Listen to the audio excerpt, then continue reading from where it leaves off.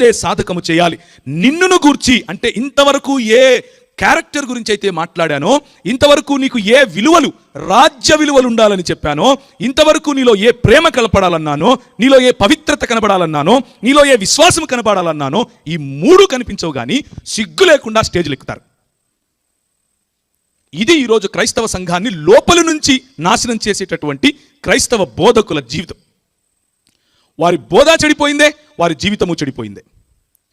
జీవితము చెడిపోయిన తర్వాత కూడా స్టేజ్లెక్కి మాట్లాడేవాడి బోధ ఎలాగూ చెడిపోతుంది. అది నేనైనా సరే, ఒకానొక రోజు మనం ఎవరమైనా సరే.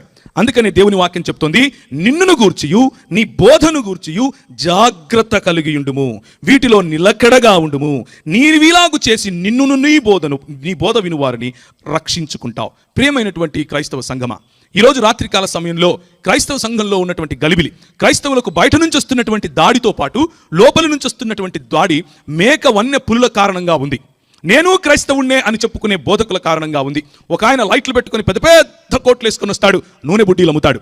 పెద్ద పెద్ద కోట్లు వేసుకొని వస్తాడు, సాపలు అమ్ముతాడు. పెద్ద పెద్ద మీటింగులు పెడతాడు, ఏమమ్ముతాడు? కర్చీపులు అమ్ముతాడు. ఇది క్రైస్తవ సంఘానికి పట్టినటువంటి భయంకరమైన చెదలు. ఈ చెదలకు ఆహా అని చెప్పి చప్పట్లు కొట్టి ముష్టేసినట్లు కొంచెం డబ్బులు ఇస్తే వాళ్ళు, నువ్వు అది కాదేయాల్సింది, నువ్వు ఇప్పుడు ఇస్తే నీ బ్యాంక్ అకౌంట్లో ఇంత పడతాయి అంటే ఇట్లా తీసేసే వాళ్ళు కూడా ఉన్నారు. పవిత్రత చూడం, ప్రేమ చూడం, విశ్వాసము చూడం, విశ్వాసులకు మాదిరికరమైన జీవితం ఉందా లేదా చూడం. కానీ గొర్రెలు వెంటబడినట్లుగా క్రైస్తవ సంఘాన్ని నిర్వీర్యం చేసే వారి వెనక పడిపోతూ ఉన్నాం. ప్రియమైనటువంటి క్రైస్తవ సంఘమా, జాగ్రత్తగా ఆలోచించాలి.